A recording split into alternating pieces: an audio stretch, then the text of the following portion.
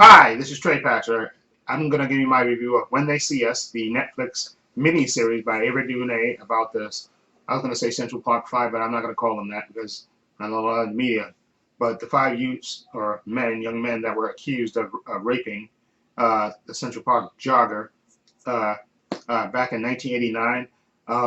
At first, I didn't want to see this. I heard about it, and then I heard all the great reviews and stuff, and I didn't kind of want to see it because I had a friend that he doesn't like to watch like slavery pictures because he just doesn't like to see black people mistreated, which I don't blame him. But I could actually watch those too, but I kind of understood what he felt like by watching to see these young men be mistreated because I knew it was coming because of the reviews and stuff.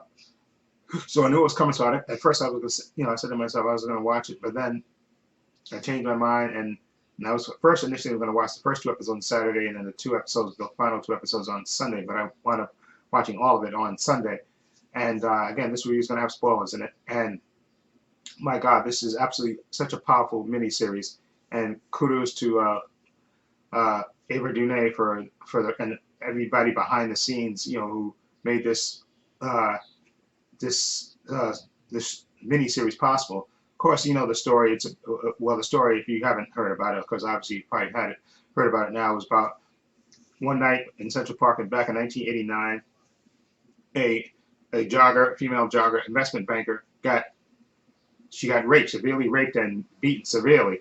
Okay, and they even thought that she was going to die at the time. And of course, the city, when they investigate first, they actually, I think what happened was because there was a bunch of young people running through the park, some attacking people, some just hanging out, and some just causing mayhem. And the cops, they rounded up a bunch of them after that was reported and stuff. And then they found the jogger in her condition.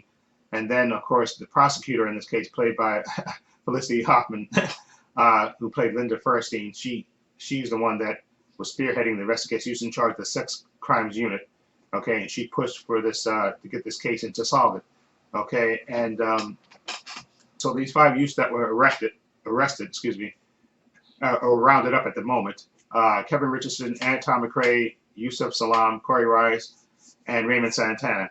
They were, the five that were initially, with more, actually there were more that were initially arrested, but those were the five main ones that were down there. Even though I have to make a distinction, Corey Wise actually wasn't on the list of suspects when they were rounding people up. They actually went to get Yusuf Salam, and Corey Wise was his best friend, and he was the only one that knew. They were the only two that knew each other. He actually volunteered. He actually went downtown with his friend to offer support and wind up getting involved in it.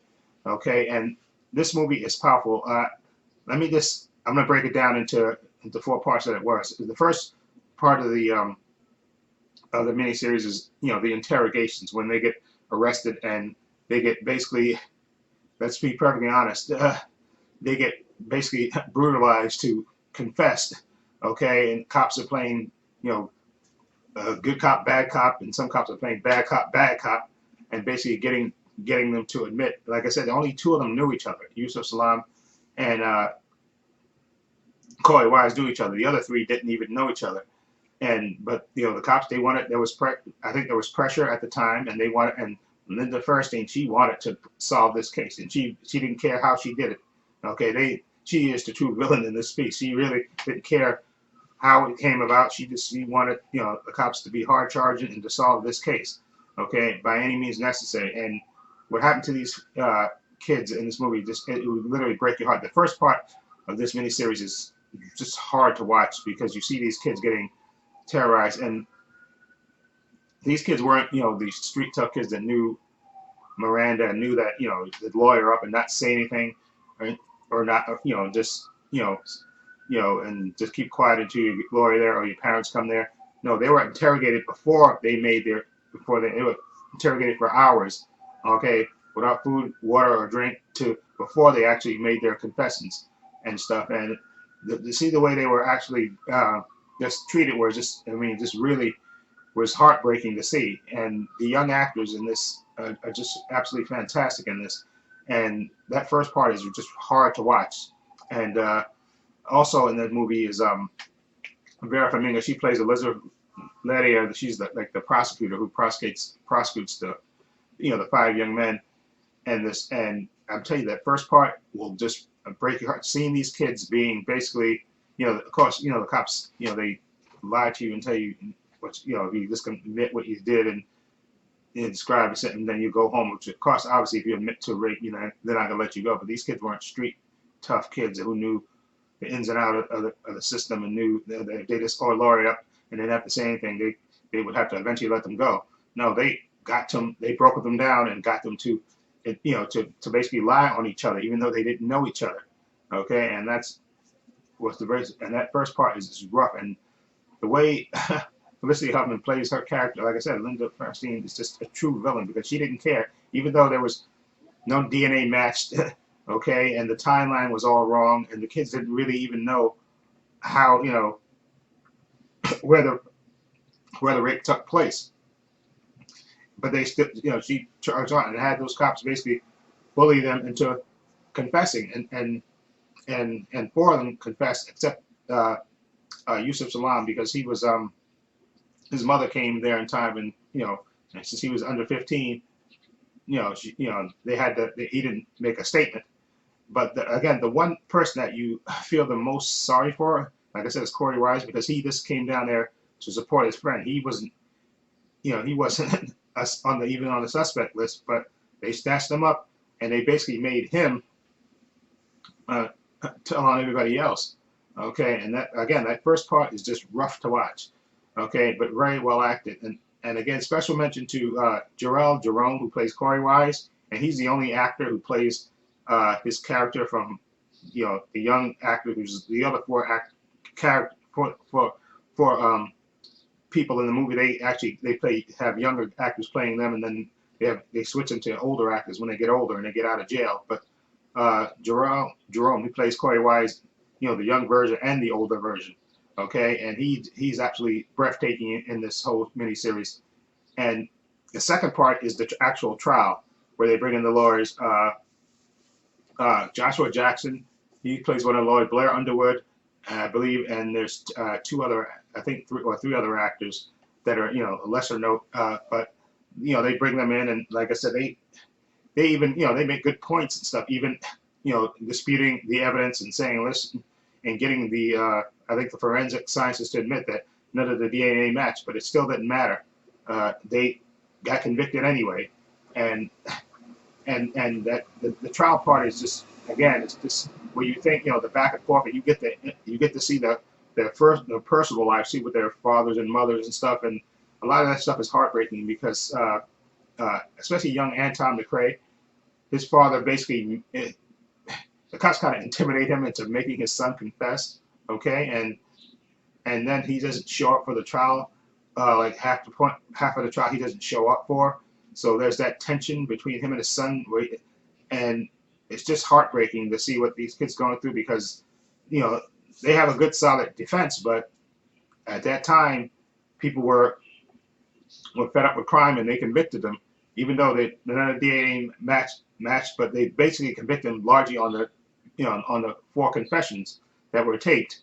Okay, even though they were after hours and hours of interrogation. Okay, but they got convicted anyway. And again, that part is riveting, especially at the end when you see them all stand up and they announce that the guilty, and it's just heartbreaking. And then the third part is after prison. They go on several other. They go with everybody except Corey Wise, and I'll explain that later. But they go with everybody getting out of prison and trying to adjust after being in prison, and and that's when they switch to the older actors and stuff. And I think the older actors did a decent job with trying to adjust and all the things that you have to go to as an ex-con, all the rules you have to follow, all the things you have to do to make sure that you don't get violated. Okay, and you can even see, like I said, young Raymond Santana, his character, all the stuff that he had to basically he was living with his father and his grandmother when he first got locked up. When he came out, his father's married and has a bunch of kids everywhere, a bunch of other relatives, and he's trying to.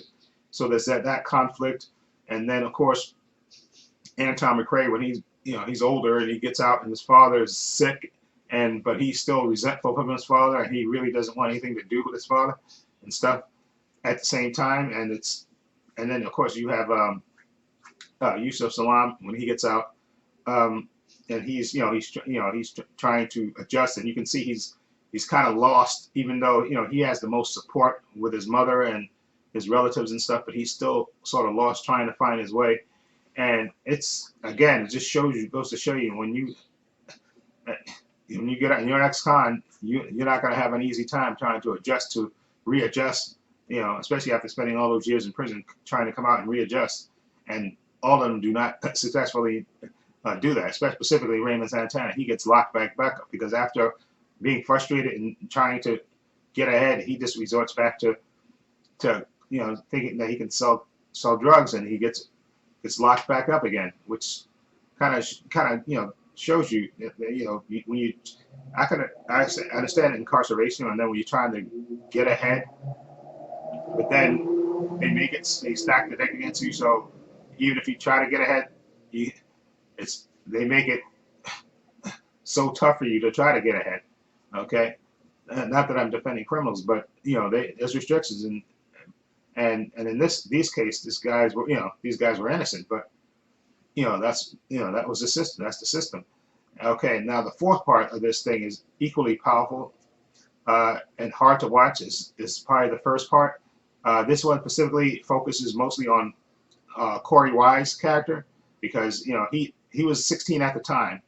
Okay, so he gets transferred to an adult prison, even though he's only 16, because they tried him as an adult. Okay, so even though he's 16, he gets sent to an adult prison.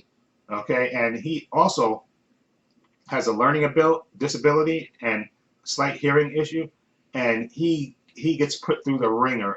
I mean, you felt so bad. First of all, the actor did a great job. Gerald Jerome, he did a fantastic job as Corey Wise. The things that he has to go through, and getting beat, getting misabused by guards, just getting the isolation. He has to be put in solitary to basically to save his life, and so he can protect himself from getting jumped all the time. So he spends a lot of time in solitary, and of course that would drive anybody crazy. And there's just some so sad moments when you see him hallucinating, and because he had a girlfriend at the time, and the night of the incident, the Central Park rape, he actually was hanging out with his girlfriend, and the guys came to bang on the window when he was in the restaurant with his girlfriend, and instead of staying with her, he decides to hang out with them and go with them. And when he's having his delusions, he dreams that he stays with her. He tells them forget about it, and he actually spends the day with his girlfriend at Coney Island. And it's one of these things that one of his delusions that's that's keeping his sanity, keeping him from losing it completely, because and then every time he has to go to front of the parole board, they want him to admit that he's guilty, and he won't do it because he knows he didn't do it, so he just won't admit it. And then finally it gets to a point where he just says, you know what, I'm just gonna max out. I'm not going just to parole board anymore. I'm just gonna do my straight time, and then I'll just get out. Okay, and then that's when we find out. The ironic part of it is that if he didn't go down with his friend Yusuf Salam, he would never been involved in it. But at the same time, we see when he's first put in prison, he has a fight with a guy over a TV. That guy turns out to be the real rapist, okay, and who sees him years later, and apparently this guy has found religion, and he actually apologizes to him, and actually confesses that that it was him that did the rape, the Central Park rape, and they actually test his DNA, and it matches on the clothes of the victim, and then they get exonerated. But it's still, I mean, this movie is making me tear up. I have to be honest. This movie was breaking my heart left and right.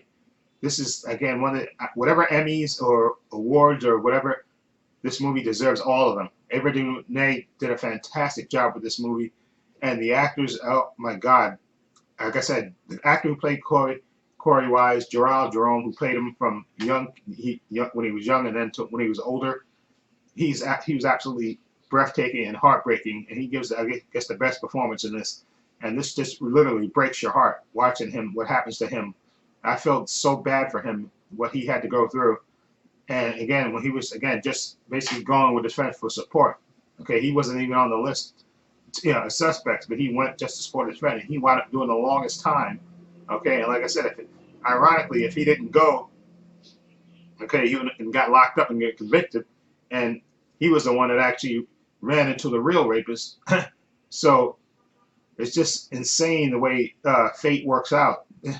That all that stuff that he went through, and eventually he met up with this rapist again, and the rapist confessed, and then he got exonerated. Okay, and this movie is this miniseries, excuse me, is so powerful. It should win every award that there is to win. This is so powerful and so heartbreaking. It literally is gonna break your heart, and it literally blew me away, and I just can't. There's just too many words to say for this. And I've been looking on YouTube at interviews of the real, the real actors, not real actors, the real, five, young men, or now older men, and they're very intelligent, and you can tell them talk. But you can tell Corey Wise, who changed it, his name was Carey Wise, but he changed it to Corey after he got released. But you can tell you can look at him and see that he's been put through the ringer. You can tell, and it literally breaks your heart watching him. And and again, one of these great miscarriages of justice. Of course, Donald Trump is a minor figure in this. He was the I was gonna say asshole, but he was the one that took out the ad during the height of this trial and stuff, before the trial even started, asking, took out $85,000 worth of ads talking about bringing back the death penalty, and stuff. And just this shows you what kind of a person he is, what kind of a racist piece of crap he is. Okay, and I think karma is going to get him too. Okay, so karma is catching up to Linda Feuerstein. Okay, and I think it's going to catch up to him too. It's just a matter of time, but I think it's going to catch up to him as well. But this, when they see us, is so powerful. You have to see it. I mean, I know some people don't want to see it because it'll make them mad. And I told my friend at work today about it, and I know that this is that type of thing he want to watch because he doesn't want to get angry. He want to smash the TV. But I'm gonna try to still encourage him to watch it anyway because it's so powerful, and it just goes to show you the level of the way they treat black people in this country at times. It's heartbreaking. It's literally heartbreaking, and what happened to these kids. And kudos to Ava DuVernay and the actors and the producers and Netflix for producing this. And like I said, it's literally heartbreaking that this really happened, that these guys had to go through this. Okay, and they didn't even do it. They basically got abused by the system, and that's why I think everybody involved in that should be in jail right now.